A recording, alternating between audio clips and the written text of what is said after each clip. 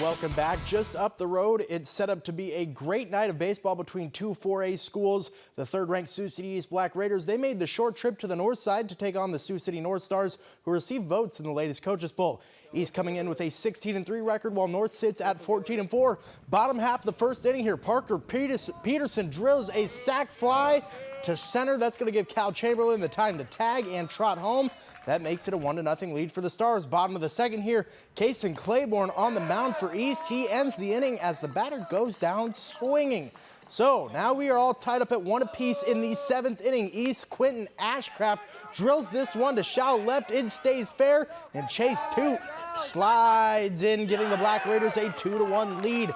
Now it's going to be Cal Jepson up at the dish in the 7th here, looking to drive some more runs in, and he does just that as Dane Milton and Ashcraft both come home 4-1 East as they get a couple of insurance runs, and they do win game 1 of the doubleheader 4-2.